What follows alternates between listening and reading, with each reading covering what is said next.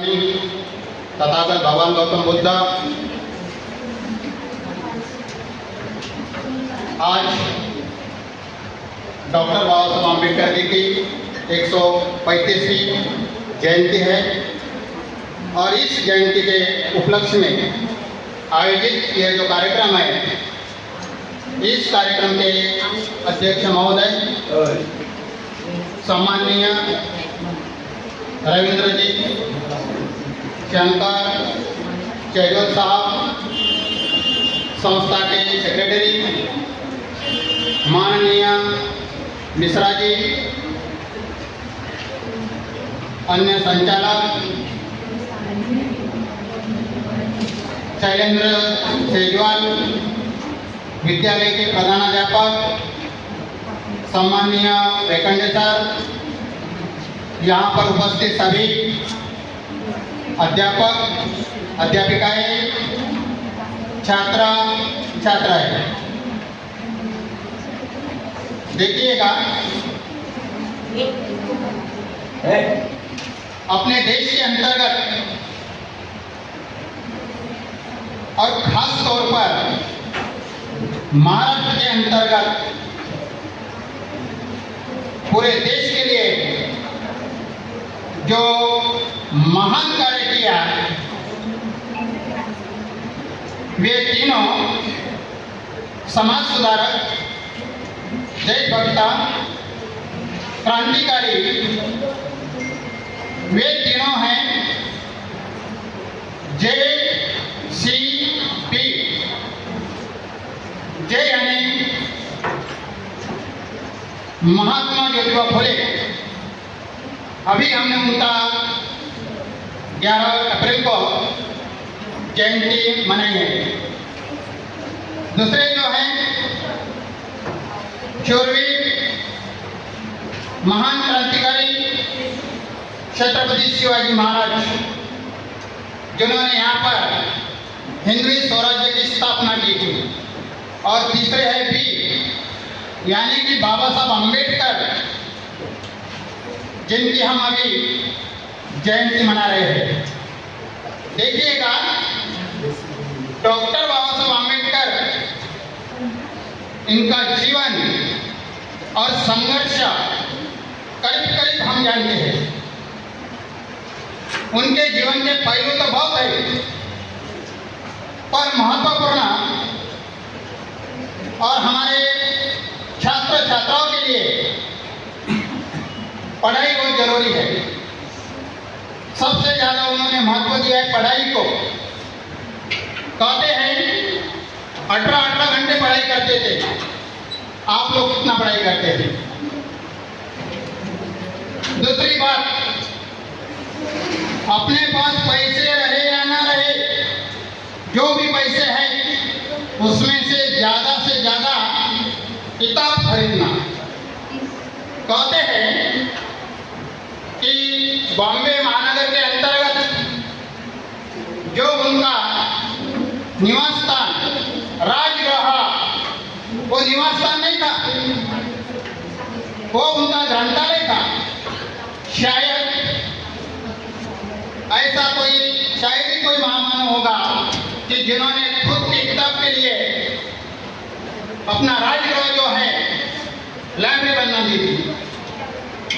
जहाँ पर भी विदेश में जाते थे तो ज़्यादा से ज़्यादा उनके पास ज्ञान भंडार जो था किताबों का ही था।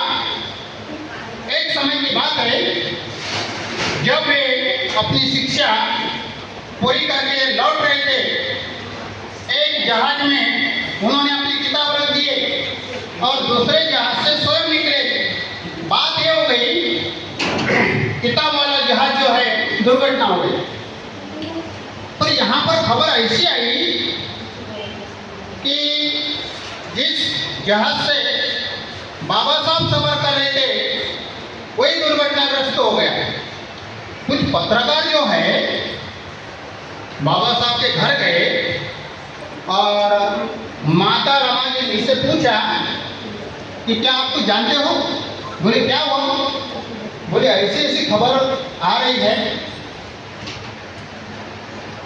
माता रानी ने क्या बताया, आप क्या बोल रहे हो, अरे उनको तो और बहुत कुछ काम करने हैं, ये हो नहीं सकता। जब ये लोग माने नहीं रहे तो आखिर में उन्होंने क्या बताया, देखिएगा। ये ज्ञान के महासागर को सुनिएगा, ये ज्ञान के महासागर को ये पानी का महासागर निगल नहीं सकता।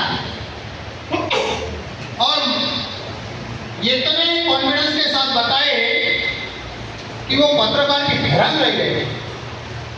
और बाद में पता चला कि सही बात है, वो दुर्घटनाग्रस्त जो जहाज था वो किताब वाला था। बात ऐसी है कि उन्होंने सबसे ज्यादा महत्व जो दिया है पढ़ाई को ही दिया है। किताब, पढ़ाई, ग्रंथालय मानो उनकी जान थी। जब ये पढ़ाई करने बैठते थे और उनका जो था सेवक,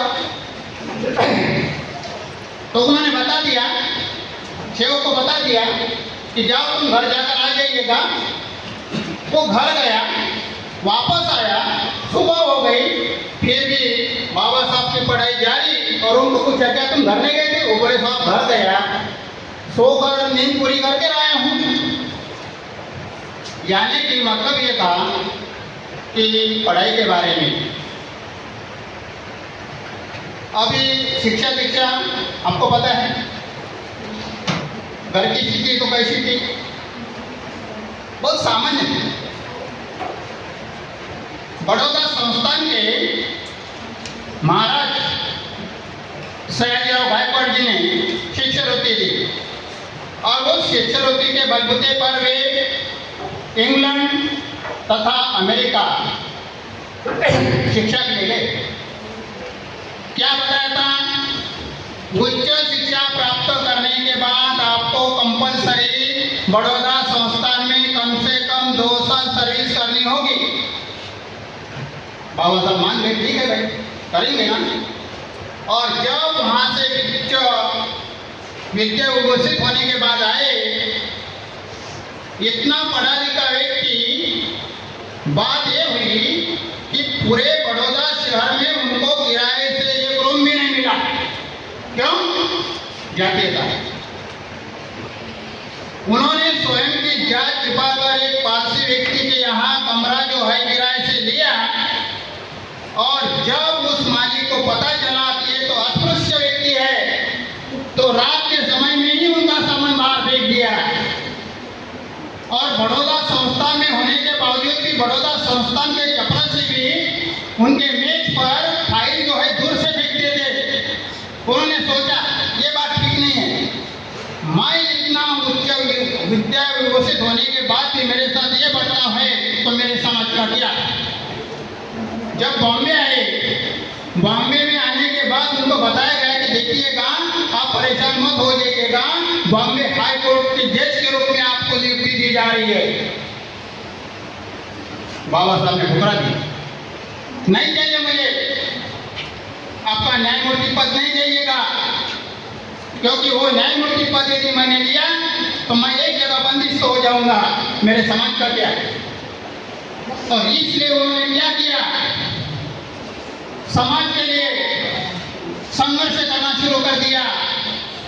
सबसे पहले सन 1927 में उन्होंने क्या किया, समानता के हेतु महानकार सत्याग्रह, पीने के पानी का, कि जो नेचुरली है जल,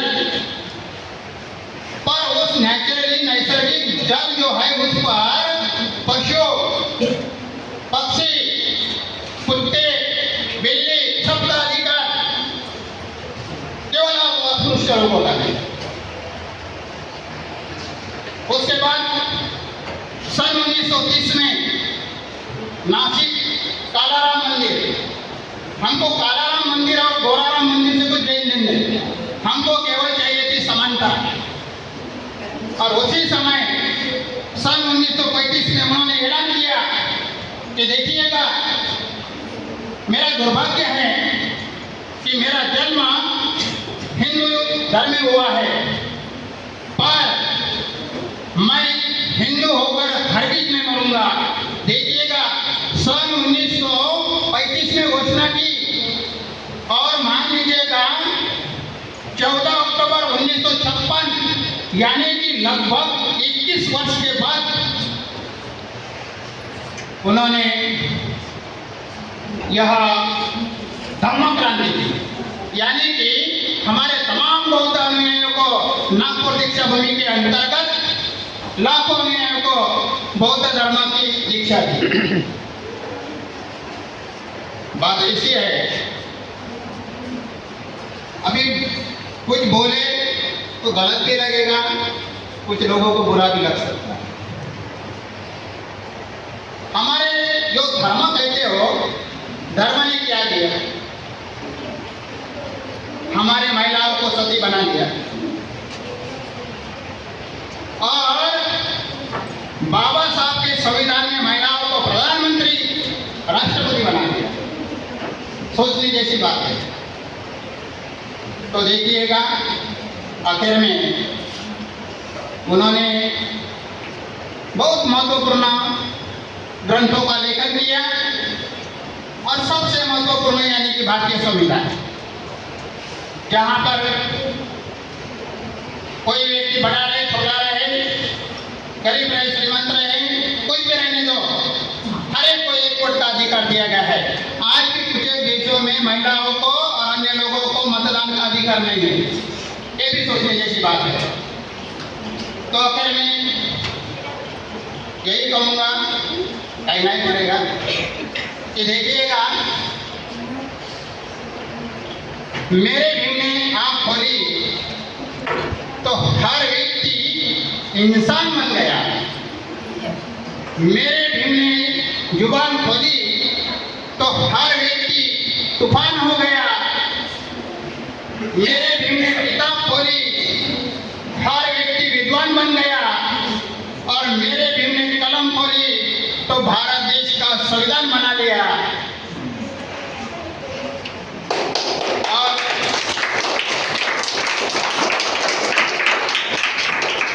आज के भीम जयंती की आप सभी को ढेर सारी शुभकामनाएं।